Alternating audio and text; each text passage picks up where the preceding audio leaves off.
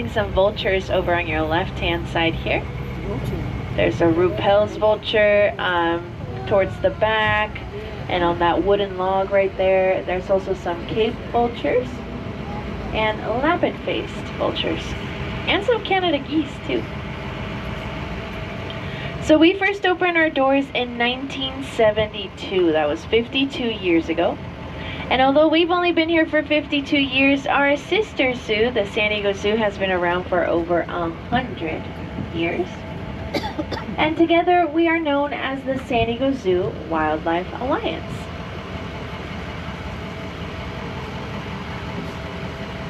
With this alliance, we have 8 conservation hubs all around the world. If you watch our show at 2 o'clock over at the amphitheater, you'll learn a lot more about the different kinds of conservation hubs. But today on the Tram Path, we're going to focus on 3 very specific ones: the Savannah Hub, the African Forest Hub, and the Southwestern Hub. Now right now you're starting to see that Savannah Hub. And a lot of the animals that live here, they coexist. Of course we have some visitors, those Canadian geese that I was just talking about. They're migratory, so they are here for the winter time, and then come spring they'll return up north, hopefully with a lot of babies.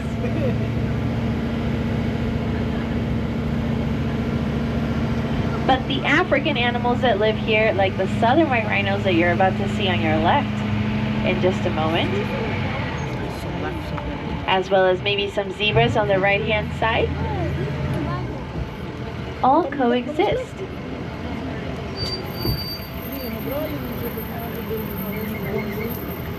And while they coexist, each one has a specific job that they do.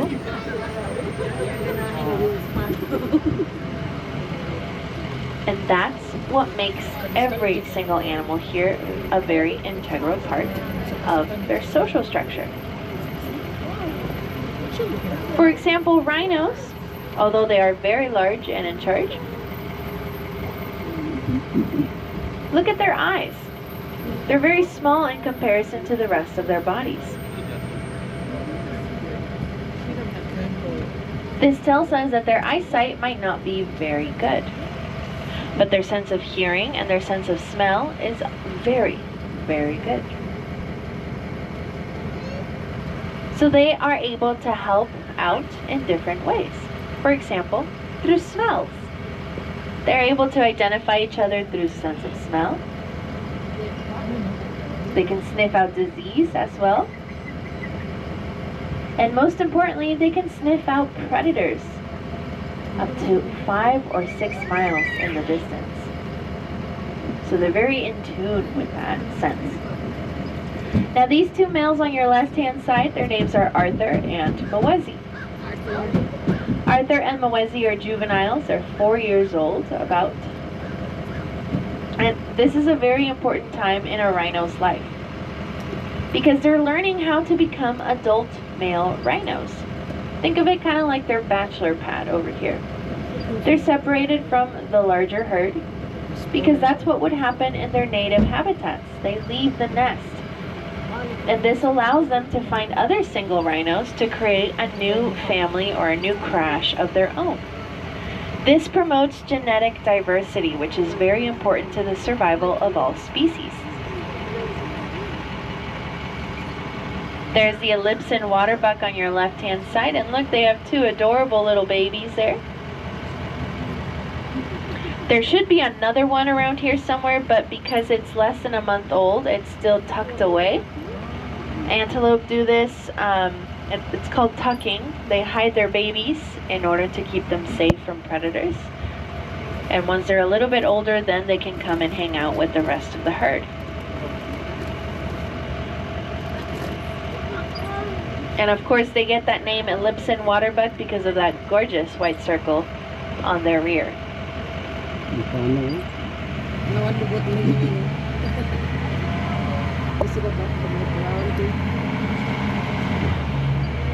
Continuing on the left here, the hemsbok. And the hemsbok is a very peculiar antelope because they have these long horns in the shape of a V, and their faces are kind of like that black and white mask. Well, that is known as a threat mask, and the threat mask does exactly what the name suggests. It's going to threaten other animals. That's an adaptation solely based on appearance. It's kind of like an optical illusion. So they're going to make their faces look bigger, as well as those horns look even longer.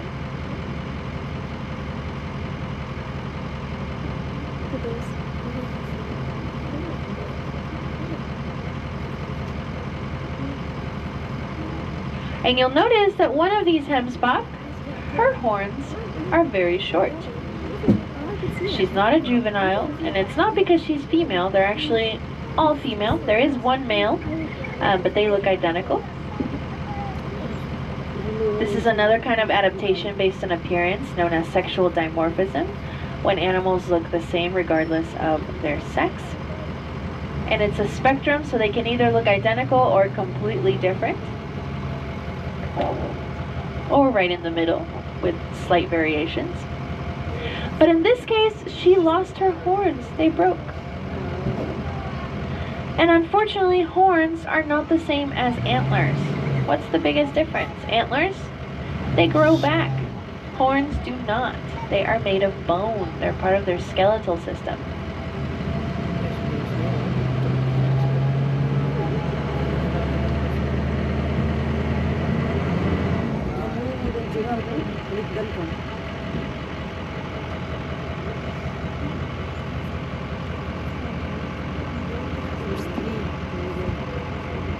Thankfully, she lives here, though. She doesn't have to worry about any natural predators. But that is why a lot of the other animals that are found in conservation facilities here cannot be reintroduced into their native habitats, because they might not be able to survive. So those animal ambassadors, we use them here to learn more about their species, to study them closely and learn those behaviors to further help us help them. Now the giraffes here on your left, these are Maasai giraffe.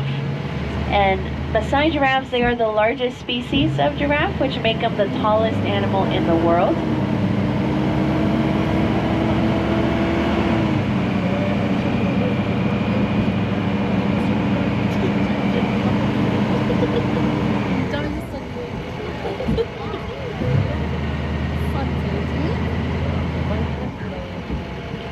And because they're the largest, that makes them the tallest too.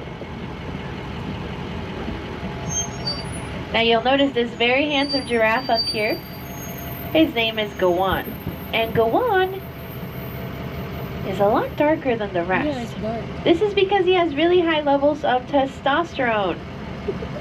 That hormone, which our bodies produce as well, will give him that dark colored coat to keep predators away, as well as other male giraffes that are not part of his tower. But in turn, it's going to attract all the lady giraffes, because they just love their men tall, dark, and handsome, just like Gowon. So he does have a lot of success with the ladies out there. And after a few dates here and there, a baby giraffe is born 18 months later. And yes, you heard that right, 18 months gestation, a little over a year and a half of pregnancy. Now Gowon is about 19 feet tall. Very, very tall. And remember how I said that the rhinos, they look up to others in order to keep them safe because their eyesight might not be as good? Well, that would be the giraffe. At such heights, it comes with a lot of responsibilities, because giraffes like Gowon can see about 4 miles in the distance. And I'm talking detail to it all. They're going to be able to keep an eye out for any predators further away. And if they start running, this sends a signal throughout the savannah that there is danger out there and that everyone needs to start running too. So they don't even question why the giraffes are running. Cape buffalo over on your left-hand side. Some of their babies, they're adorable. And on the right-hand side, you'll see a Soemmerring's gazelle. And this poor Soemmerring's gazelle has some wild-ass roommates. Literally, those are the Somali wild ass up on the hill. And the Somali wild ass, they had a very successful year as well. Look at those cutie patooties. There's 2 little babies in there. They're one of my favorite animals in the entire world, and they're very endangered. Unfortunately, it is rumored that there are less than 50 mature adults left in their native habitat, so they're having a really hard time populating. So they're part of our species survival plan here at the park, so any babies born here like those two will eventually be reintroduced into their native habitats when it's deemed safe to do so. And I say that because it's not poaching that's creating this extinction. It's a lot harder to intervene. It's because of civil unrest. So a lot of war have really destroyed their habitats and therefore reduced their numbers to well below 100 in the last few years. But we're very excited. The last time we had those babies here was around 7 years ago. So we're very happy to welcome new babies to Molly Wild Ass. As you make your way up this hill, keep an eye on the left-hand side for any rhinos, as well as some Ugandan cod, roan antelope, wildebeest, and zebras. And when we get to the very top of this hill, we'll talk a little bit more about our native habitat, the chaparral, which is part of our southwestern hub, and we'll reach our next destination, the African forest. So sit back, relax, enjoy the view, and I will talk to you shortly when we reach the African forest.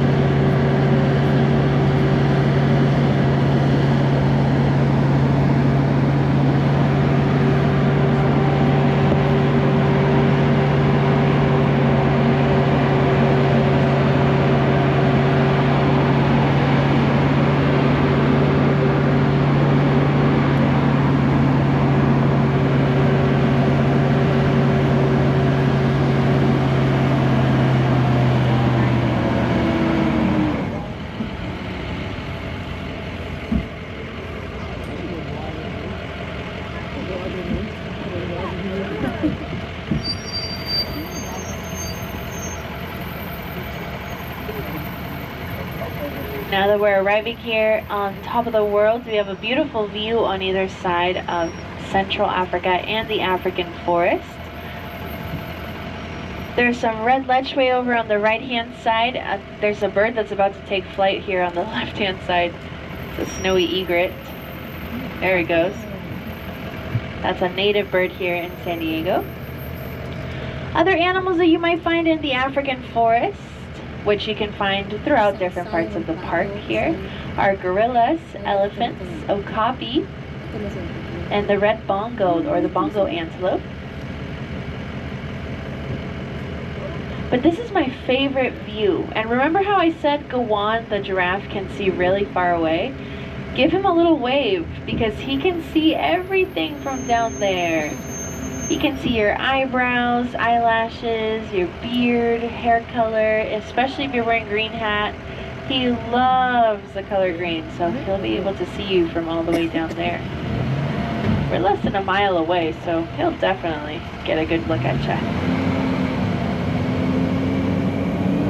As we turn the corner and exit the African forest, you'll see some zebras hanging out on your left-hand side, as well as some roan antelope and wildebeest.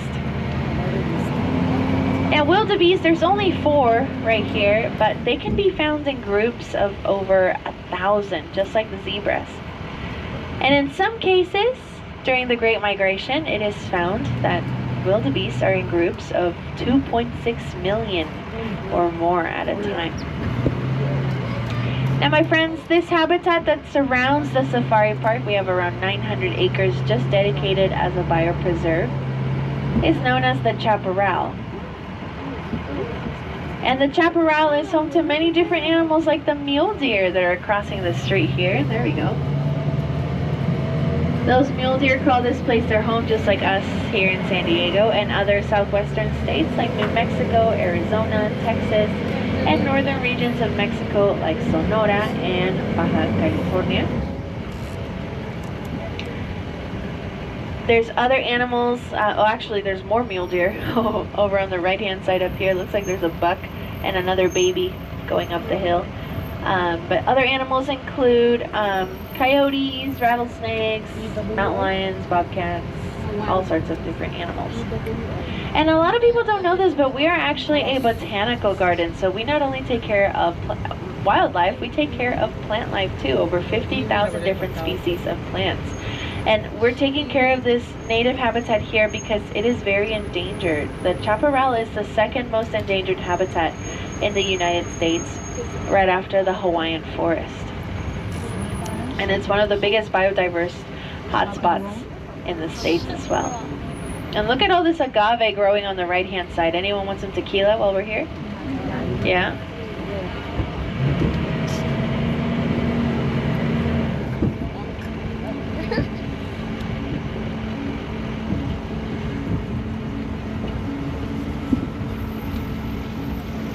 As you make our way back down to South Africa, keep an eye on the left-hand side for those Cape Buffalo babies.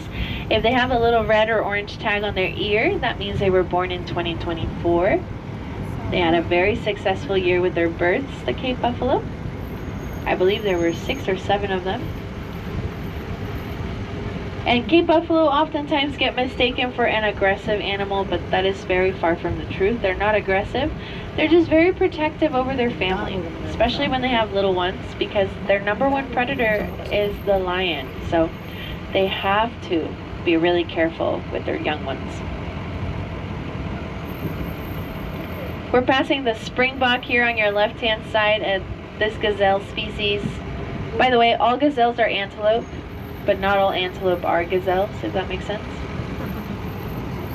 And this springbok, they got that name because of how they jump. They can spring up into the air about 10 feet.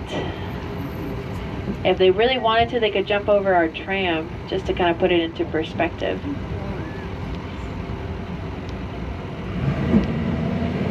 Turning the corner, we are now exiting South Africa. On the right-hand side, you'll see North Africa, but it doesn't look like any of the scimitar horned oryx are over on this side of the hill. So we'll talk about the eland over on your left-hand side. The eland is the largest antelope out here. They can weigh up to 2,600 pounds, measure 6 to 8 feet tall. And look at those horns, they kind of spiral. They have these spiraled horns in order to dig up roots and other vegetables and goodies that grow underground, and that gives them an additional source of food. So it's a great adaptation based on their appearance.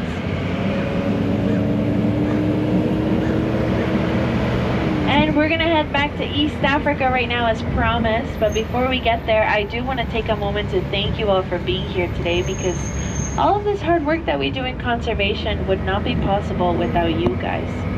Seriously. Simply by coming in through one of our 2 front doors, you are making such a huge difference in the lives of these animals, and we just cannot do it without you. And if you're wondering, well, how can I continue to be an ally for wildlife, even when I go home tonight? And it's so easy. Continue learning about your favorite animal. That's it. That's all you have to do, because when you do, you never know who you're going to inspire with your words of wisdom. And perhaps that person wants to come and see those animals for themselves, and the cycle repeats itself. And then we have new allies for wildlife, just like you. And I think that's a beautiful thing. Especially all the kiddos on board. You guys are our future in conservation, and you are the change this world deserves. And I know it's a lot of pressure on your shoulders, but I believe in you 100% of the way. You might not be able to see them just yet, but the flamingos, you can certainly smell them. Those are greater flamingos. They're the largest of their species. If you want to see some up close and personal with their babies, there's the lesser flamingo at the top of the park area. Let's see if that cheetah is still out and about, lounging. On the right-hand side, there's some Thompson gazelles, as well as some of the East African giraffes in the distance, too. I see a lot of the roan antelope, some of the juveniles and the females. But the cheetah is still, in fact, there. Oh, and now she's facing us, so you'll definitely get a better look at her face. Of course, we all know cheetahs, they are the fastest land animal, hitting speeds of about 70 miles per hour. But did you know what the fastest animal is? It's actually a bird. And you find it here in our own backyard, the peregrine falcon. hitting diving speeds of about 260 miles per hour.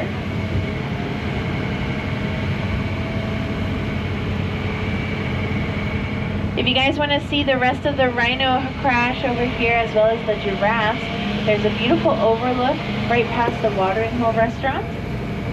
It's called Kajami Overlook, and you can kind of see the eastern savanna as well as the Asian savanna towards the back where that zipline tower is.